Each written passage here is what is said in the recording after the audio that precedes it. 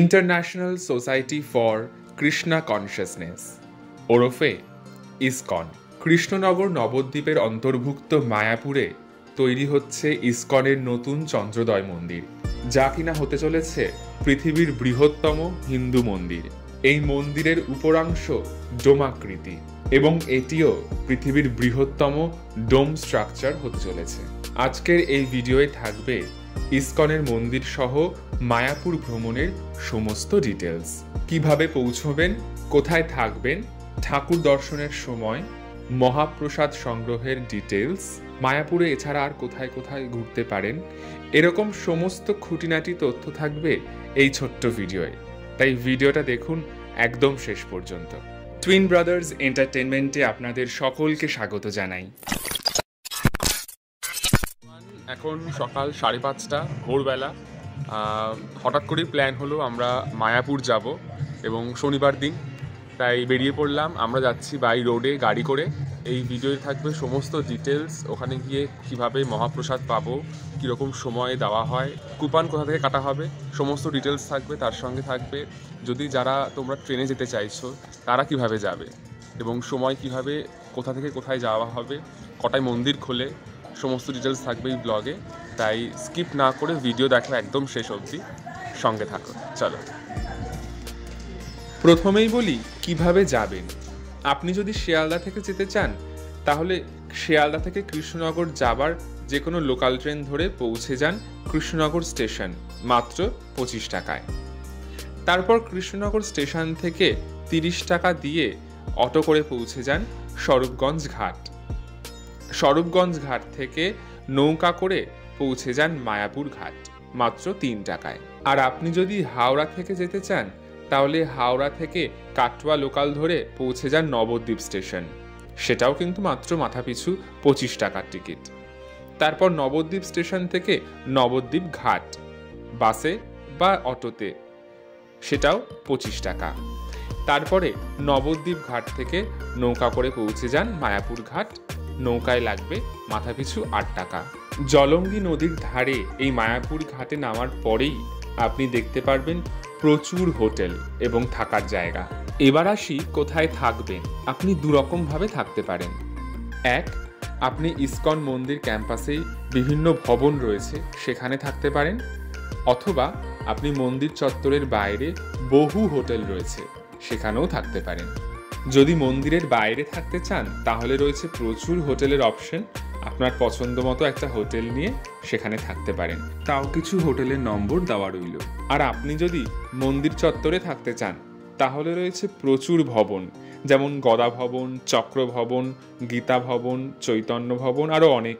সেরকমই কয়েকটা ভবনের নম্বর স্ক্রিনে দেওয়া রইল, প্রয়োজনে স্ক্রিনশট তুলে রাখতে পারেন। এই ভবনগুলির রুম রেট মোটামুটি 200 টাকা থেকে 500 টাকা। মন্দিরে পৌঁছে সর্বপ্রথম আপনাকে কেটে ফেলতে হবে মহাপ্রসাদের কুপন, কারণ কুপন কাটার কাউন্টার সকাল 9টা 9:30 নাগাদ শুরু হয় এবং বেলা 11টার মধ্যে বন্ধ হয়ে যায়, এবং মহাপ্রসাদের বিতরণ সময় বেলা 12টা থেকে। মন্দির চত্বরের ভেতরেই প্রত্যেকটা ভবনে মহাপ্রসাদ সংগ্রহের ব্যবস্থা আছে এবং তাদের নিজস্ব কাউন্টারও আছে। এছাড়া একটা কমন কুপন কাউন্টারও আছে, যেখান থেকে আপনি যে কোনো ভবনের মহাপ্রসাদের কুপন সংগ্রহ করতে পারেন। মহাপ্রসাদের কুপন প্রাইস 40 টাকা থেকে শুরু করে 80 টাকা, 100 টাকারও আছে। কুপন কাটা হয়ে গেলে এবার আপনার হাতে অনেক সময়। বেলা 12টা থেকে বিকেল 4টে পর্যন্ত মন্দির বন্ধ থাকে, তাই আপনাকে নয় বেলা 12টার আগে ঠাকুর দর্শন করতে হবে, আর না হলে বিকেল 4টের পর মন্দিরে প্রবেশ করতে পারবেন। মন্দিরের ভেতরে ফোন, ক্যামেরা কিচ্ছু অ্যালাউড নয়, তাই আপনাকে সেটা মন্দিরের বাইরের কাউন্টারে জমা দিতে হবে। সাথে জুতো জমা দেওয়ারও কাউন্টার আছে।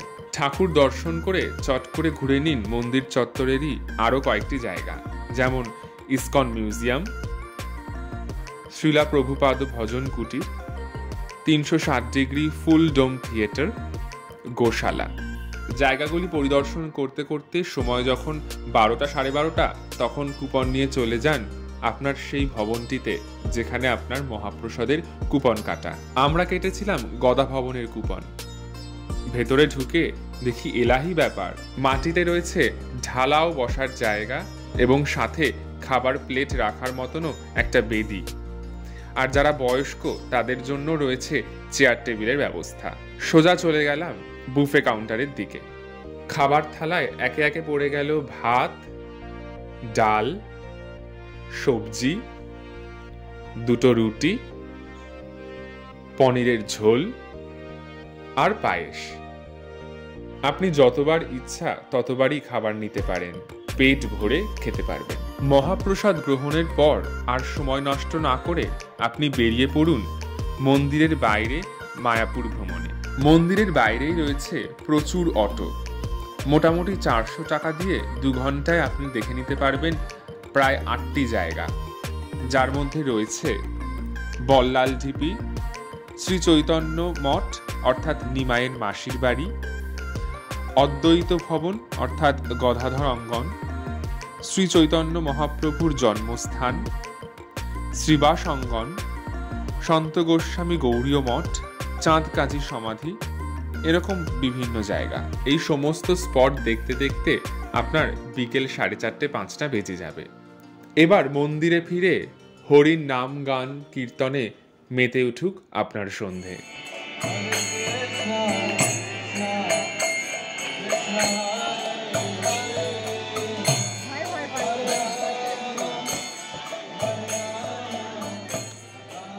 আপনাদের কোনো মতামত বা প্রশ্ন থাকলে কমেন্ট সেকশনে জানান, আমরা যথাসাধ্য চেষ্টা করব তার উত্তর দেওয়ার। আজকের ভিডিওটা এই পর্যন্তই, দেখা হচ্ছে পরের ভিডিওয়ে।